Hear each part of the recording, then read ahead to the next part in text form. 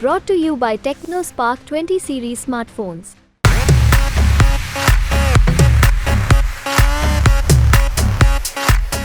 लोकसभा चुनाव में प्रचार के लिए कांग्रेस में राहुल गांधी, प्रियंका गांधी वाड्रा के बाद अगर किसी की सबसे ज्यादा डिमांड है तो वो है कर्नाटक के deputy CM D K Shiv Kumar. Karnataka में 28 सीटों पर चैलेंजिंग चुनाव के बाद भी डीके को प्रचार के लिए बुलाने की होड़ मची हुई है।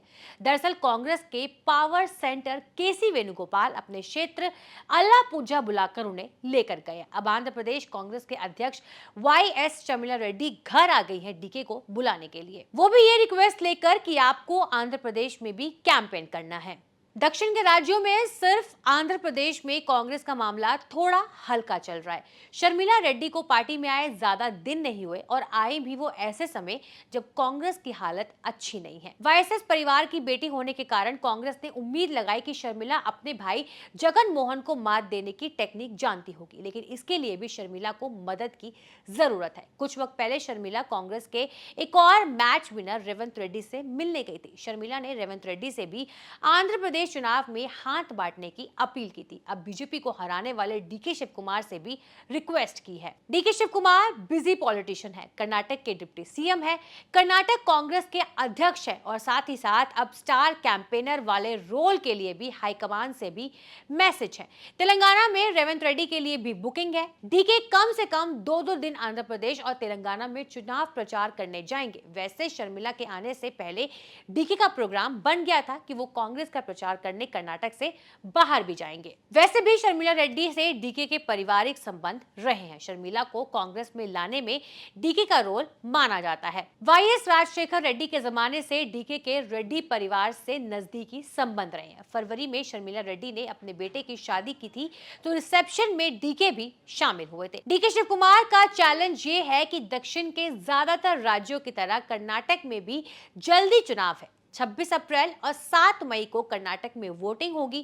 केरल में भी 26 अप्रैल को चुनाव है। बस आंध्र प्रदेश में लोकसभा और विधानसभा के लिए 13 मई को वोट डाले जाएंगे। डीके शिव कुमार को अपने चुनाव के साथ साथ उन राज्यों में भी जाना है जहां लगभग एक समय में चुनाव है। विधानसभा चुनाव में रेवंत रेड्डी भी डीके को बुलाकर तेलंगाना लेकर गए थे। डीके शिव कुमार कर्नाटक के नेता है, कन्नड़ जानते हैं, अंग्रेजी भी साथ में जानते हैं, थोड़ी बहुत हिंदी भी वो बोलते हैं, लेकिन उनकी डिमांड ऐसे राज्यों में है जहां तेलुगु मलयालम बोली जाती है।